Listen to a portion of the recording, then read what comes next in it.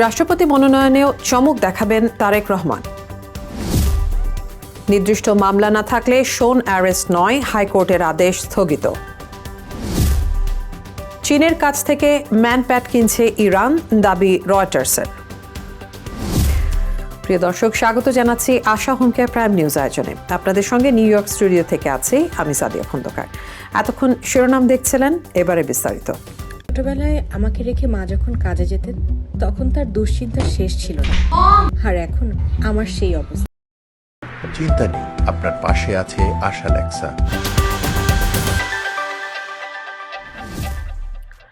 জাপানের দক্ষিণাঞ্চলীয় কুমামোতোতে শক্তিশালী ভূমিকম্পের পর নিহতের সংখ্যা দাঁড়িয়েছে 13 জনে। নিখোঁজদের সন্ধানে বুধবার সকাল পর্যন্ত উদ্ধার তৎপরতা চালিয়ে যাওয়ার কথা জানিয়েছেন দেশটির প্রধানমন্ত্রী সানায়ে তাকাইচি। বিস্তারিত আন্তর্জাতিক ডেস্কের প্রতিবেদনে। মঙ্গলবার বিকেলে কিউশু দ্বীপের কুমামোতো এলাকায় আঘাত হানে 7.1 মাত্রার ভূমিকম্প, যার উৎপত্তিস্থল ছিল কুমামোতো শহর থেকে 20 কিলোমিটার দক্ষিণে। আরও একটি একই মাত্রার ভূমিকম্পের সম্ভাবনা নিয়ে সতর্ক থাকার আহ্বান জানান প্রধানমন্ত্রী তাকাইচি। সমবেদনা জানিয়ে প্রধানমন্ত্রী বলেন, এটি সময়ের বিরুদ্ধে লড়াই। যত মানুষকে সম্ভব খুঁজে বের করে উদ্ধারে আমরা সর্বোচ্চ চেষ্টা চালিয়ে যাব। উদ্ধার ও ত্রাণ কাজে মোতায়েন করা হয়েছে শত শত সেনা সদস্য। প্রায় 2,60,000 মানুষকে যেতে বলা হয়েছে আশ্রয় কেন্দ্রে। বুধবার ভোরে আংশিক ধসে পড়া একটি ইয়ং শপিং মলের ধ্বংসস্তূপ থেকে 8 জনকে জীবিত উদ্ধার করা হয়েছে। পাওয়া গেছে 2 নারীর মরদেহও। এনএইচকে জানিয়েছে মলটির 20 থেকে 30 জন কর্মীর এখনও খোঁজ মেলেনি। ভূমিকম্পের পর মলে ঘটা গ্যাস বিস্ফোরণের সম্ভাবনা খতিয়ে দেখছেন কর্তৃপক্ষ। নিপ্পন পেপার ইন্ডাস্ট্রিজের কারখানায় চিমনি ধসে 7 জন নিখোঁজ, গুরুতর আহত আর 4 জন। উকি শহরের একটি হাসপাতাল বিদ্যুৎ বিভ্রাটে অচল হয়ে পড়েছে। আরেকটি হাসপাতাল 86 জন আহত ভর্তির পর নতুন রোগী নেওয়া বন্ধ করে রেখেছে। সেমিকন্ডাক্টর নির্মাতা টোকিও ইলেকট্রন ও হোন্ডা সহ কয়েকটি প্রতিষ্ঠান বুধবার পর্যন্ত কারখানা বন্ধ রেখেছে। সড়ক ও মহাসড়কে ফাটল দেখা দেওয়ায় সৃষ্টি হয়েছে তীব্র যানজট, আর ক্ষতিগ্রস্ত এলাকার বাসিন্দাদের পরাঘাত ও ভূমিধসের ঝুঁকি নিয়ে সতর্ক থাকতে বলা হয়েছে। রিং অফ ফায়ারের উপর অবস্থিত জাপানে বিশ্বের 6 মাত্রা বা তার বেশি শক্তির ভূমিকম্পে প্রায় 20% ঘটে থাকে। 10 বছর আগে কুমামোতোয় ভূমিকম্পে 275 জন নিহত হয়েছিলেন। ক্ষতিগ্রস্ত হয়েছিল কুমামোতো দুর্গও। 2016 সালে সেই ক্ষতি পুরোপুরি মেরামত না হতেই মঙ্গলবারের কম্পনে দুর্গের কিছু দেওয়াল ফের ধসে পড়ে। ATV USA international desk. মার্কিন ইসরায়েলি হামলার পর ক্ষতিগ্রস্ত আকাশ প্রতিরক্ষা সক্ষমতা পুনর্গঠনে এবার চীনমুখী হয়েছে ইরান। কাঁধে বহনযোগ্য বিমান বিধ্বংসী ক্ষেপণাস্ত্র বা ম্যানপ্যাডের প্রথম চালান আগামী কয়েক সপ্তাহের মধ্যেই তেহরানে পৌঁছবে বলে 3 সূত্রে বরাতে জানিয়েছে রয়টার্স। বিস্তারিত আন্তর্জাতিক ডেস্কের প্রতিবেদনে। যুক্তরাষ্ট্র ও ইসরায়েলের সঙ্গে সাম্প্রতিক সংঘাতের পর আকাশ প্রতিরক্ষা সক্ষমতা বাড়াতে চীন থেকে কাঁধে বহনযোগ্য বিমান বিধ্বংসী ক্ষেপণাস্ত্র বা ম্যানপ্যাডের প্রথম চালান পেতে যাচ্ছে ইরান। 60 থেকে 70 মিলিয়ন ডলারের চুক্তিতে কেনা হচ্ছে 300 থেকে 400টি QW-12 এবং FN-16 ক্ষেপণাস্ত্র, যা মধ্যস্থতা করেছে হংকং ভিত্তিক এক প্রতিষ্ঠান।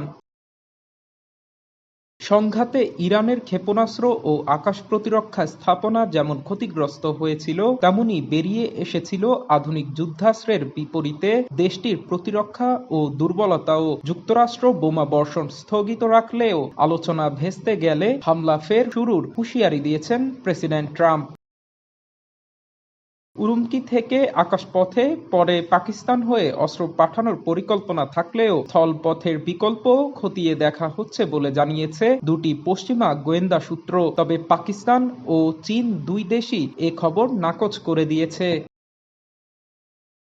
বিশ্লেষকদের মতে নিচু দিয়ে ওড়া বিমান, হেলিকপ্টার ও ড্রোন ঠেকাতে সক্ষম এসব ক্ষেপণাস্ত্র সহজে বহনযোগ্য হওয়ায় সামরিক ঘাঁটি ও জ্বালানি স্থাপনা রক্ষায় কার্যকর হতে পারে। দীর্ঘদিনের নিষেধাজ্ঞা সত্ত্বেও এই চুক্তি ইরানের বিদেশি অস্ত্র নির্ভরতাই সামনে আনছে, মন্তব্য রয়টার্সের। ATV USA international desk. ইরাকের বিভিন্ন স্থাপনায় চালানো যৌথ সৌদি মার্কিন বিমান হামলায় অন্তত 20 জন নিহত ও 32 জন আহত হয়েছেন বলে দাবি করেছে দেশটির জনপ্রিয় সংহতি বাহিনী বা পিএমএফ। বুধবার ভোরে চালানো এই হামলাকে অত্যন্ত বিপজ্জনক এবং ইরাকের সার্বভৌমত্ব ও নিরাপত্তা প্রতিষ্ঠানের উপর হস্তক্ষেপ বলে নিন্দা জানিয়েছে ইরান সমর্থিত এই ছাতা সংগঠন। বিস্তারিত আন্তর্জাতিক ডেস্কের প্রতিবেদনে।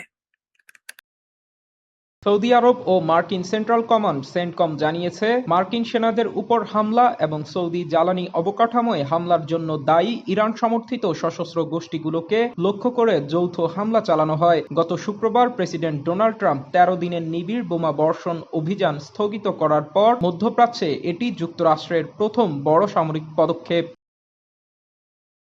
সৌদি প্রতিরক্ষা মন্ত্রণালয়ের বিবৃতিতে বলা হয়, সাম্প্রতিক ড্রোন হামলার জবাবেই এই হামলা চালানো হয়েছে। বিবৃতিতে জানানো হয়, পূর্বাঞ্চলীয় প্রদেশ ও রিয়াদ অঞ্চলে জ্বালানি স্থাপনা লক্ষ্য করে ইরাকি ভূখণ্ড থেকে ছোড়া বেশ কয়েকটি ড্রোন সৌদি বিমান প্রতিরক্ষা ব্যবস্থা প্রতিহত করে ধ্বংস করেছে, যেগুলো চালিয়েছিল ইরান ঘনিষ্ঠ সশস্ত্র গোষ্ঠী। সৌদি আরব বলেছে, তারা উত্তেজনা চায় না, তবে যে কোনো আগ্রাসনের জবাব দেবে। ইরানের প্রতি অনুগত ও ইরান প্রশিক্ষিত ইরাকি মিলিশিয়াদের ছাতা সংগঠন পিএমএফ আগের এক বিবৃতিতে এই হামলাকে অত্যন্ত বিপজ্জনক, উত্তেজনা ও ইরাকের সার্বভৌমত্বের লঙ্ঘন বলে অভিহিত করেছে। ইরান সমর্থিত স্বঘোষিত প্রতিরোধ গোষ্ঠী Islamic resistance in Iraq Saudi আরবে হামলায় নিজেদের সম্পৃক্ততা অস্বীকার করেছে। সংগঠনটি সৌদি দাবিকে বানোয়াট আখ্যা দিয়ে বলেছে, সৌদি আরবের যে কোনো নির্বোধ পদক্ষেপের কঠোর জবাব দেওয়া হবে। ইরাকি আইন অনুযায়ী পিএমএফ দেশটির নিরাপত্তা বাহিনীর অংশ এবং সরাসরি প্রধানমন্ত্রী তথা সর্বাধিনায়কের কাছে জবাবদিহি করে। তবে দীর্ঘদিন ধরেই পিএমএফ এর ক্ষমতা নিয়ন্ত্রণে ব্যর্থ হয়ে আসছে সরকার। এসব সশস্ত্র গোষ্ঠী প্রায়ই বাগদাদে মার্কিন দূতাবাস ও ইরাক জুড়ে মার্কিন ঘাঁটিতে সরকারের নির্দেশ উপেক্ষা করে হামলা চালিয়েছে বলেও অভিযোগ রয়েছে। ভোররাতের এই হামলার পর জাতীয় নিরাপত্তা বিষয়ক মন্ত্রিপরিষদের জরুরি বৈঠক ডেকেছেন ইরাকের প্রধানমন্ত্রী আলী আল জায়েদি। এর আগে সৌদি আরবের ড্রোন হামলার তদন্তের নির্দেশ দেওয়া এই প্রধানমন্ত্রীর আগামী বৃহস্পতিবার সৌদি আরব সফরের কথা রয়েছে। ATV USA international desk. নিউজার্সিতে বৃহত্তর নোয়াখালী সোসাইটির প্রাণবন্ত বনভোজন অনুষ্ঠিত হয়। প্রবাসী বাংলা সংস্কৃতির আবহ ধরে রাখতে ও পারস্পরিক সম্প্রীতি বৃদ্ধির লক্ষ্যে নিউজার্সিতে অনুষ্ঠিত হল বনভোজন। 28 জুলাই মঙ্গলবার বৃহত্তর নোয়াখালী সোসাইটি অফ নিউজার্সির উদ্যোগে আয়োজিত এই প্রাণবন্ত বনভোজন পরিণত হয় বাঙালির মিলন মেলায়। নিউজার্সি থেকে সুব্রত চৌধুরীর রিপোর্ট।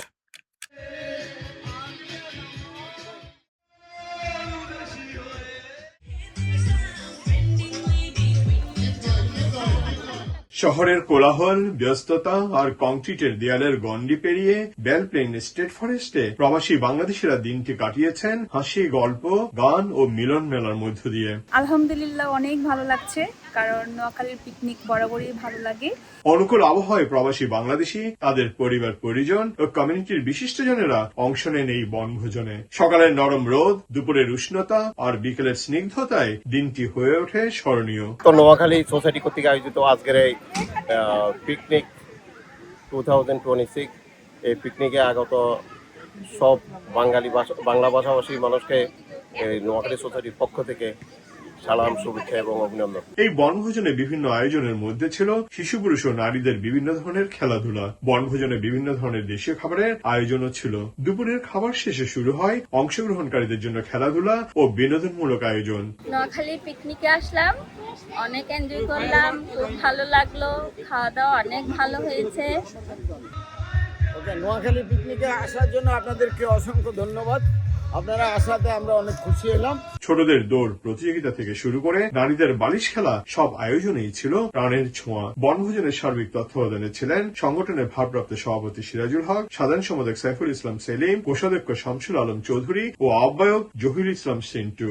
আমাদের নোয়াখালী সোসাইটির আজকের এই পিকনিকে সবাইকে অসংখ্য ধন্যবাদ আমাদের সাথে একত্রিত হওয়ার জন্য এবং সব প্রবাসী এখানে আজকে আনন্দ গণমুহূর্ত। অতিথিরা প্রবাসী এমন মিলন মেলার আয়োজনের ভূয়সী প্রশংসা করেন এবং ভবিষ্যতে এ ধরনের আয়োজন আরো বিস্তৃত করার আহ্বান জানান। এই পিকনিকে যারা সহযোগিতা করছেন তাদেরকে আন্তরিকভাবে ধন্যবাদ। আগামী বছর ইনশাল্লাহ আরো ভালো পিকনিক আমরা উপহার দিতে পারবো। আমাদের নোয়াখালী সোসাইটি কর্তৃক আয়োজিত আজকের পিকনিকে যথেষ্ট পরিমাণে আনন্দ উল্লাস করে সমাপ্ত হয়েছে। ইনশাল্লাহ প্রবাসী যারা আছে সবাই খুব আনন্দভাবে গ্রহণ করে নিচ্ছেন এবং সবাই খুব স্বাচ্ছন্দ্যভাবে খাওয়া দাওয়া কমপ্লিট করছে। বৃহত্তর নোয়াখালী সোসাইটি অব নিউ জার্সির ভারপ্রাপ্ত সভাপতি সিরাজুল হক, সাধারণ সম্পাদক সাইফুল ইসলাম সেলিম বনভোজন সফল হওয়ায় সংশ্লিষ্ট সবাইকে ধন্যবাদ জানান। Subrata Chowdhury, ATV USA, new jersey, America. এবার একটা বিরতি নিচ্ছি, ফিরে এসে থাকছে। চট্টগ্রামের শীর্ষ সন্ত্রাসী ডেভিড ইমন যশোর থেকে গ্রেফতার। ব্যস্ততার কারণে বাবা মার সঠিক যত্ন নিতে পারছিলাম না, তারপর সন্ধান পেলাম আশা হোম কেয়ারে। আশা হোম কেয়ার, ভালোবাসার পরশে প্রবীণদের পাশে।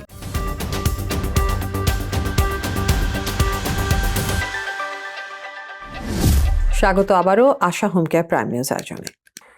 রাষ্ট্রপতি পদে কাকে মনোনয়ন দেওয়া হবে সে বিষয়ে চূড়ান্ত সিদ্ধান্ত নেবেন প্রধানমন্ত্রী ও বিএনপির চেয়ারম্যান তারেক রহমান।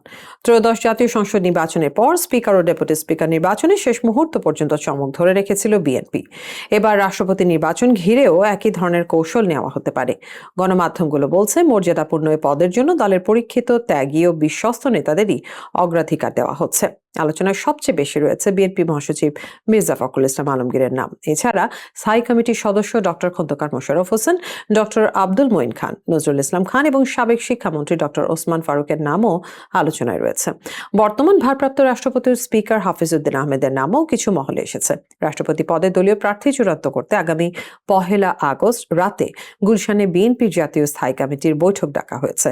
বৈঠকে সম্ভাব্য প্রার্থীদের নিয়ে আলোচনা হলেও চূড়ান্ত সিদ্ধান্ত দেবেন তারেক রহমান। নির্দিষ্ট কোনো মামলা না থাকলে কাউকে শোন অ্যারেস্ট, গ্রেপ্তার বা হয়রানি করা যাবে না। হাইকোর্টে দেওয়া এই আদেশ স্থগিত করেছেন আপিল বিভাগ। একই সঙ্গে এ সংক্রান্ত জারি করা হাইকোর্টের রুলটি আগামী 4 সপ্তাহের মধ্যে নিষ্পত্তির নির্দেশ দেওয়া হয়েছে। বুধবার প্রধান বিচারপতি জুবায়ের রহমান চৌধুরীর নেতৃত্বাধীন আপিল বিভাগ রাষ্ট্রপক্ষের আবেদনের শুনানি শেষে এই আদেশ দেন। আদালতের শুনানিতে রাষ্ট্রপক্ষের নেতৃত্ব দেন attorney general barrister Mohammad Ruhul Quddus Kajal. অন্যদিকে রিট আবেদনের পক্ষে শুনানি করেন জ্যেষ্ঠ আইনজীবী ব্যারিস্টার সারা হোসেন ও অ্যাডভোকেট সৈয়দ মামুন মাহবুব। এর আগে কয়েকজন ব্যক্তির দায়ের করা রিটের প্রেক্ষিতে হাইকোর্ট রায় দেন যে সুনির্দিষ্ট কোনো মামলা না থাকলে তাদের গ্রেপ্তার, শোন অ্যারেস্ট বা কোনোভাবে হয়রানি করা যাবে না। একই সাথে আবেদনকারীদের বারবার শোন অ্যারেস্ট দেখানো এবং মিথ্যা মামলায় জড়িয়ে হয়রানি ও নিপীড়ন করা কেন আইনি কর্তৃত্ব বহির্ভূত ঘোষণা করা হবে না তা জানতে চেয়ে রুল জারি করেন আদালত। পরবর্তী সময় হাইকোর্টের এই রায়ের কার্যকারিতা চ্যালেঞ্জ করে আপিল বিভাগে আবেদন জানায় রাষ্ট্রপক্ষ। সে আবেদনের শুনানি নিয়ে আপিল বিভাগ হাইকোর্টের আদেশটি স্থগিত করে রুলটি দ্রুত নিষ্পত্তির নির্দেশ দিলেন। জুলাই গণ অভ্যুত্থান কোনো ব্যক্তি, রাজনৈতিক দল বা গোষ্ঠীর একক অর্জন নয়, বরং এটি সমগ্র জাতির অর্জন বলে মন্তব্য করেছেন সড়ক পরিবহন, সেতু, রেল ও নৌ পরিবহন মন্ত্রী শেখ রবিউল আলম। বুধবার ঢাকা কলেজ ছাত্রদল আয়োজিত এক অনুষ্ঠানে মন্ত্রী এসব কথা বলেন। জানান, সরকার জুলাই সনদ বাস্তবায়নে অঙ্গীকারবদ্ধ এবং এ নিয়ে কোনো ধরনের অপরাজনীতির সুযোগ নেই। শেখ রবিউল আলম বলেন, সরকার জুলাই সনদ বাস্তবায়নের অঙ্গীকার করেছে। প্রধানমন্ত্রীর অঙ্গীকার নিয়ে অপরাজনীতি করার কোনো সুযোগ নেই। তিনি আরো বলেন, জুলাই আমাদের নতুনভাবে শানিত ও আত্মসংশোধনের শিক্ষা দিয়েছে। বিএনপির রাজনৈতিক ভূমিকার কথা তুলে ধরে মন্ত্রী বলেন, বাংলাদেশে জাতীয়তাবাদী শাসন ব্যবস্থা প্রতিষ্ঠা করেছে বিএনপি। এই প্রতিষ্ঠার জন্য দলটি 17 বছর সংগ্রাম করেছে। বিএনপি নেতৃত্বে সব শ্রেণী পেশার মানুষ এক হয়ে জুলাই ফ্যাসিবাদের পতন নিশ্চিত করেছে। বাংলাদেশের মানুষের অধিকার হরণ হয়েছে। দেশ যখনই সংকটে পড়েছে তখনই বিএনপি নেতৃত্ব দিয়েছে এবং জনগণের পক্ষে অবস্থান নিয়েছে। এটাই বিএনপির রাজনীতি। তাই মানুষ যখনই ভোট দেওয়ার সুযোগ পেয়েছে বিএনপিকেই নির্বাচিত করেছে। চট্টগ্রামের শীর্ষ সন্ত্রাসী মোবারক হোসেন ইমন ওরফে ডেভিড ইমনকে গ্রেফতার করা হয়েছে। জানা গেছে, গোয়েন্দা তথ্যে চেকপোস্ট বসিয়ে ঝিকরগাছার ধুমধুমপুর এলাকা থেকে ডেভিডকে গ্রেফতার করা হয়। যশোর জেলা পুলিশের পক্ষ থেকে বলা হয়, বুধবার ভোররাত 4:45 দিকে গোয়েন্দা পুলিশ ও স্থানীয় কোতোয়ালি থানা পুলিশ তাকে আরও 3 সহযোগী সহ গ্রেফতার করে। চট্টগ্রাম জেলা পুলিশের দেওয়া তথ্যে অভিযান পরিচালনা করা হয়। রাতেই তাকে ও তার 3 সহযোগীকে চট্টগ্রাম জেলা পুলিশের কাছে হস্তান্তর করা হয়েছে বলে জানা গেছে। প্রাথমিক জিজ্ঞাসাবাদে ডেভিড ইমন জানিয়েছে, তার তারা বেনাপোল সীমান্ত দিয়ে ভারতে প্রবেশের পরিকল্পনা করেছিল। ডেভিড ইমনের বিরুদ্ধে চট্টগ্রাম জেলা ও নগরীর বিভিন্ন থানায় একাধিক খুন, চাঁদাবাজির মামলা রয়েছে। এর আগে রোববার চট্টগ্রাম নগরের অক্সিজেন কুয়াইশ সড়কের ওয়াজেদিয়া এলাকায় অভিযান চালিয়ে ডেভিড ইমনের 2 সহযোগীকে গ্রেফতার করে চট্টগ্রাম মহানগর পুলিশ। আরও একটা বিরতি নিচ্ছে, ফিরে এসে থাকছে। সান্তোসে অনিশ্চিত নেইমারের ভবিষ্যৎ।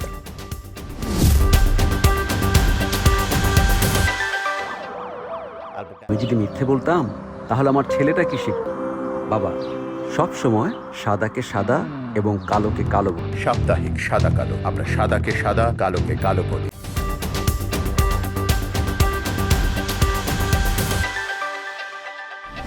ফিরে এলাম আশা হোম কেয়ার প্রাইম নিউজে। এবারে খেলার খবর। বিশ্বকাপে সব ম্যাচ খেলার সুযোগ না পাওয়া নেইমারের সময়টা ভালো যাচ্ছে না মোটেও। এবারে বিশ্বকাপে শেষ 16 থেকেই বিদায় নিতে হয়েছিল 5 বারের বিশ্ব চ্যাম্পিয়ন ব্রাজিলকে। এবার নিজের ক্লাব সান্তোসে ফিরেও স্বস্তি নেই এই তারকার। জানা যায়, ক্লাবটির পরিচালনা পর্ষদের সঙ্গে তীব্র মতবিরোধে জড়িয়েছেন তিনি। বিস্তারিত ডেস্ক রিপোর্টে। বিশ্বকাপের পর থেকে নেইমারের সময়টা ভালো যাচ্ছে না। জাতীয় দলের পর ক্লাবেও কাটাচ্ছেন অস্থির সময়। ক্রীড়া, আর্থিক ও প্রাতিষ্ঠানিক নানা বিষয়ে মতপার্থক্যের কারণে জটিল হয়ে উঠেছে নিজ ক্লাব সান্তোসে ব্রাজিলিয়ান তারকা নেইমারের চুক্তি নবায়নের বিষয়টি। 2025 সালে আল হিলাল ছেড়ে শৈশবের ক্লাব সান্তোসে ফেরা নেইমার 1 বছরের মাথাতেই ঝামেলায় জড়িয়েছেন। জি গ্লোবোর তথ্য মতে, মে মাসে রবিনহো জুনিয়রের সঙ্গে বিতণ্ডার পর তার নেতৃত্বের সক্ষমতা নিয়েই প্রশ্ন ওঠে। আর সাম্প্রতিক এক ম্যাচে চাপেকোয়েন্সির বিপক্ষে ড্রয়ের পর তরুণ খেলোয়াড় গ্যাব্রিয়েল বনতেম্পো ও জোয়াও আনানিয়াসের সঙ্গেও কড়া বাক্য বিনিময়ের খবর প্রকাশ্যে আসে। কোপা সুদামেরিকানা চলাকালে দল ভেনেজুয়েলা সফরে থাকার সময় সাও পাওলোয় পোকার টুর্নামেন্টে দেখা যায় নেইমারকে জানিয়ে সমালোচনার মুখে পড়েন তিনি। ক্লাবের ভেতরের সূত্রে জি গ্লোবো জানায়, দৈনন্দিন রুটিনে বিরক্ত নেইমার ফুটবল ছাড়ার কথাও ভাবছেন, যদিও বাণিজ্যিক বাধ্যবাধকতায় তার বাবা খেলা চালিয়ে যেতে চাপ দিচ্ছেন। সান্তোস টানা দ্বিতীয়বার অবনমনের শঙ্কায় থাকায় ক্লাবের মান নিয়েও প্রশ্ন তুলেছেন নেইমার ও তার বাবা। আর্থিক টানাপোড়েনও বিরোধের বড় কারণ। সূত্র মতে, খেলোয়াড় হিসেবে তার পাওনা বকেয়া $17 মিলিয়ন বেশি, প্রায় 215 কোটি টাকা। অন্য খেলোয়াড়েরাও 3 মাস ধরে ইমেজ রাইটসের অর্থ পাননি। সান্তোস প্রেসিডেন্ট মার্সেলো তেইসেইরা ডিসেম্বরের বোর্ড নির্বাচনে লড়বেন কি না তা অনিশ্চিত। আর সেই নির্বাচনের ফলাফলের উপরই মূলত নির্ভর করছে নেইমারের চুক্তির ভবিষ্যৎ। চোটের কারণে চলতি মৌসুমে ব্রাসিলেইরাওয়ে 19 ম্যাচের মধ্যে মাত্র 8টিতে খেলেছেন তিনি। করেছেন 4 গোল ও 2 অ্যাসিস্ট। চুক্তি শেষ হলে ফ্রি এজেন্ট হয়ে ভিন্ন গন্তব্যে যাওয়ার সম্ভাবনাও উড়িয়ে দেওয়া যাচ্ছে না। ATV USA sports desk.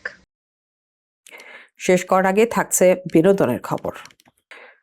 Christopher Nolan পরিচালিত বহুল আলোচিত সিনেমা দ্য ওডিসি মুক্তির পর থেকেই আছে আলোচনার কেন্দ্রে। গ্রিক মহাকাব্য অবলম্বনে নির্মিত প্রায় $25 কোটি বাজেটের এই সিনেমা গত 17 জুলাই মুক্তি পাওয়ার পর সমালোচক ও দর্শক উভয় মহলেই প্রশংসা কুড়িয়েছে। সম্প্রতি প্রকাশ্যে এসেছে এই সিনেমায় অভিনয় করা তারকাদের পারিশ্রমিকের তথ্য। বিস্তারিত বিনোদন ডেস্কের প্রতিবেদনে।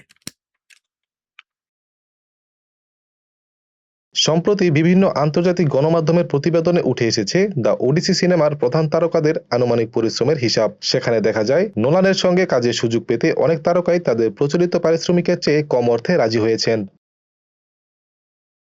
সিনেমায় ইথাকা রাজা ওডিসিউস চরিত্রে অভিনয় করা ম্যাট ডেমনই পেয়েছেন সবচেয়ে বেশি পারিশ্রমিক, $1.5 কোটি, বাংলাদেশি মুদ্রায় যা প্রায় 185 কোটি টাকা।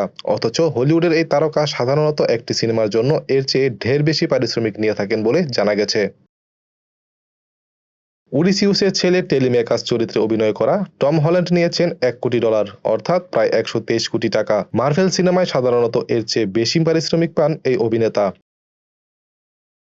ওডিসিউসের স্ত্রী পেনেলোপ চরিত্রে দেখা গেছে অ্যান হ্যাথাওয়েকে।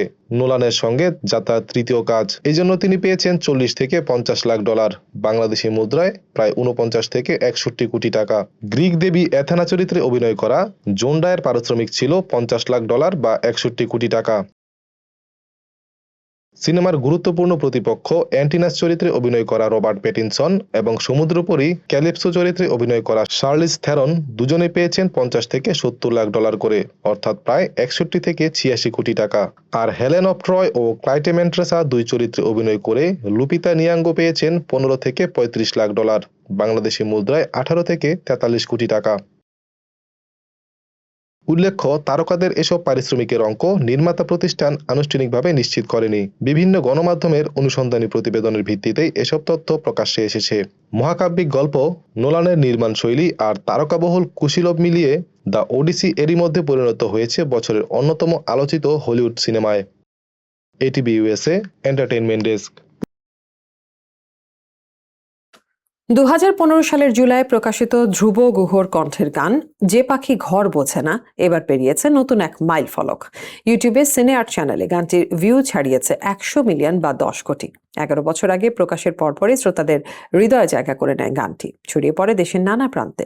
কথা ও সুরে প্লাবন করেছি সঙ্গীত আয়োজনে তরিকাল ইসলাম, তাদের সঙ্গে ধ্রুব গুহর কণ্ঠের মেলবন্ধনেই গানটি পেয়েছে বাড়তি আবেদন।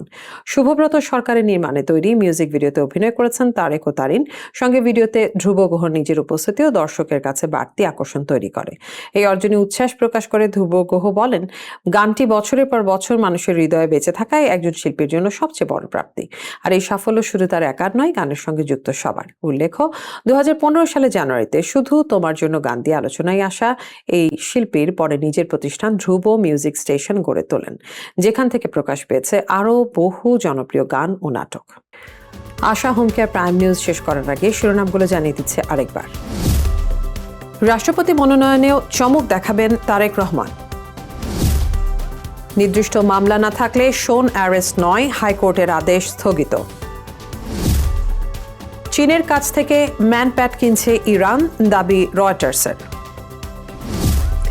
এতক্ষণ আশা হোম কেয়ার প্রাইম নিউজ আয়োজনে আমাদের সাথে থাকার জন্য ধন্যবাদ। এটিভি ইউএসএ দেখতে ডাউনলোড করুন অ্যাপ, চোখ রাখুন এটিভি ইউএসএ ফেসবুক পেজ ও ইউটিউব চ্যানেলে।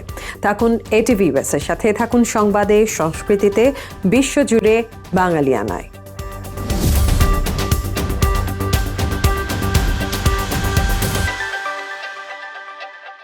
এটিভি ইউএসএ, বিশ্বজুড়ে বাঙালিয়ানা।